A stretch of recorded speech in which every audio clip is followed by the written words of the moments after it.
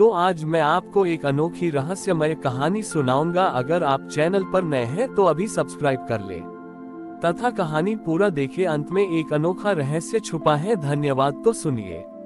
बहुत समय पहले की बात है। एक अति प्राचीन काल में बीजपुर नामक एक नगर था। इस नगर के लोग बहुत ही वैज्ञानिक और कुशल किसान थे। उनका मानना था कि जीवन केवल उसी वस्तु में है जो बढ़ सकती है और फल दे सकती है। इसलिए वे केवल जीवित पेड़ों और पौधों की पूजा करते थे। इसी नगर में तिलक नाम का एक युवक रहता था। तिलक का काम था पुराने और सूखे बीजों को इकट्ठा करना। लोग उसका मजाक उड़ाते थे। तिलक, ये सूखे बीज तो मर चुके हैं, इन्हें क्यों सहेजते हो? महादेव तो लहलहाते जंगलों में हैं, इन निर्जीव बीजों में नहीं। तिलक कहता, शिव अमृत भी है और अंत भी। जो बीज सूखा दिख रहा है वह असल में अपनी गहरी नींद समाधि में है। एक बार नगर पर एक भयानक श्राप पड़ा। जमीन का सारा उपजाऊपन खत्म हो गया। लहलहाते पेड़ रातों रात राख बन गए। जो फल कल तक मीठे थे वे आज कड़वे जहर हो गए। वैज्ञानिकों ने बहुत कोशिश की पर कोई भी नया बीज अंकुरित नहीं हो रहा था। पूरा नगर भूखमरी के कगार पर आ गया। राजा ने घोषणा की कि जो भी इस बंजर धरती को फिर से जीवित करेगा उसे आधा राज्य दिया जाएगा। तिलक राज दरबार में पहुंचा।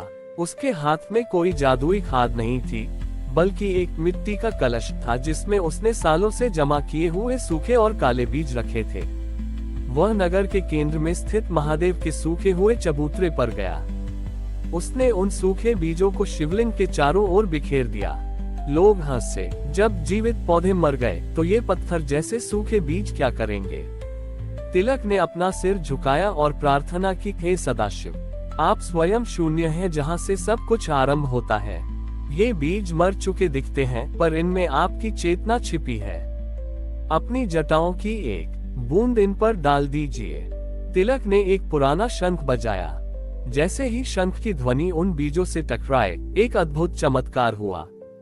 वे काले और सूखे बीज फटने लगे, लेकिन उनमें से हरे पौधे नहीं निकले, बल्कि सुनहरी रोशनी की बेलें निकलने लगीं।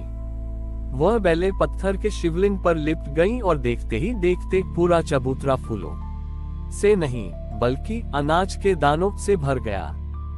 साक्षात बीजेश्वर महादेव प्रकट हुए। उनका शरीर मिट्टी के रंग का था और उनकी आंखों में हरियाली की चमक थी। महादेव ने कहा, ग्रेटर देन तिलक, संसार केवल उसे पूछता है जो जवान और सुंदर है, पर मैं उस अदृश्य जीवन में हूँ जो अंत सूखे बीज के भीतर नए आरंभ की प्रतीक्षा कर रहा है। तुमने इन बीजों को मृत नहीं बल्कि शांत माना, इसलिए मैंने इनमें अपना प्राण फूंक दिया।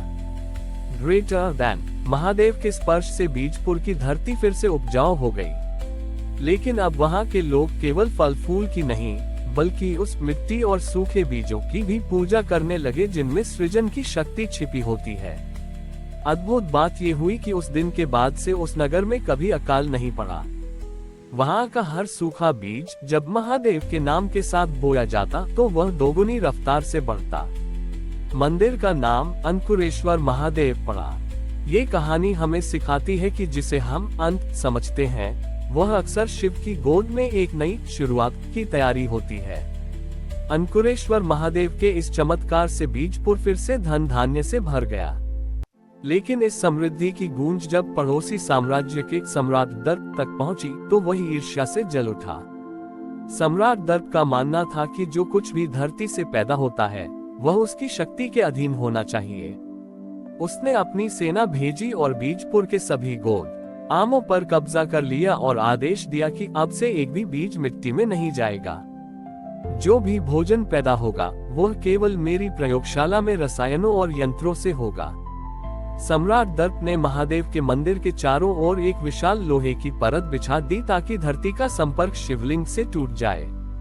उसने तिलक को बंदी बना लिया और कहा, यदि तुम्हारे महादेव बीज के भीतर हैं, तो दिखाओ कि वे इस पाषाण कोठरी में बिना मिट्टी और बिना जल के कैसे अंकुरित होते हैं। तिलक को एक सूखी अंधेरी काल कोठरी में डाल दिया गया जहां केवल धूल और कंकर थे। तिलक के पास अब कोई बीज नहीं बचा था। सम्राट ने सब कुछ छीन लिया था। कालकोठरी में बैठा तिलक उदास नहीं हुआ। उसने अपनी आंखें बंद की और सोचा, यदि बीज नहीं है तो क्या हुआ?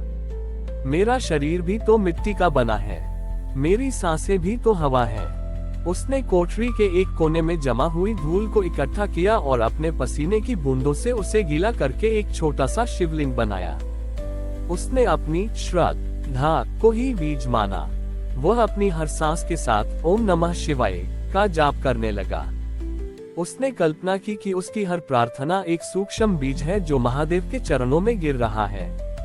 आधी रात को जब पूरा नगर सो रहा था, कालकोठरी की दीवारों में दरारें पड़ने लगी।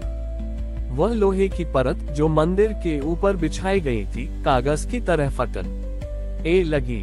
तिलक की कोठरी से एक ऐसी गूंज निकली जिसने सम्राट के महल को हिला दिया। अचानक उस धूल के शिवलिंग से एक अतुलनीय प्रकाश निकला। कालकोठरी की निर्जीव दीवारों से प्राण शक्ति फूट पड़ी। देखते ही देखते लोहे और पत्थर के बीच से ऐसी लताएं निकली जिनकी मजबूती फौलाद से भी ज्यादा थी। उन लताओं ने सम्राट के सैनिकों के अस्त्र शस्त्रों को जकड़ लिया। साक्षात प्राणेश्वर महादेव प्रकट हुए। उनका आधा शरीर वृक्ष की छाल जैसा कठोर था और आधा कोमल कली जैसा। महादेव ने सम्राट दर्प के सामने खड़े होकर कहा, ग्रेटर देन दर्प, तूने बीजों को कैद किया पर तू जीवन की इच्छा को कैद नहीं कर सका। तिलक ने धूल और पसीने से मुझे पुकारा, जो इस बात का प्रमाण है कि सृजन के लिए महलों की नहीं, मात्र एक शुद्ध संकल्प की आवश्यकता होती है। जब तक संसार में एक भी भक्त जीवित है, मेरी सृष्टि का अंकुर कोई नहीं कुचल सकता।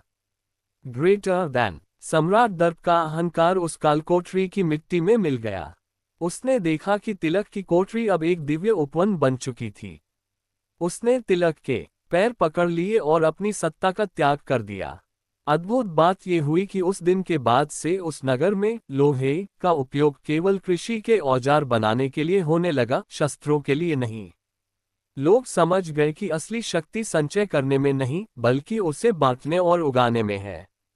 आज भी अंकुरेश्वर महादेव के मंदिर में ये परंपरा है कि भक्त वहां कोई फल या फूल नहीं ले जाते।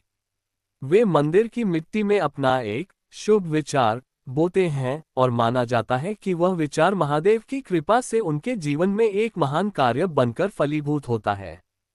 हमारी और भी आध्यात्मिक एवं अनोखी कहानियां देखने के लिए हमारे चैनल पर जाएं तथा धार्मिक एवं पौराणिक अनोखी कहानियां हमारे चैनल पर है। कृपया जाके देखें तथा हमारे चैनल को सब्सक्राइब करके रखें और वीडियो लाइक जरूर करें। धन्यवाद।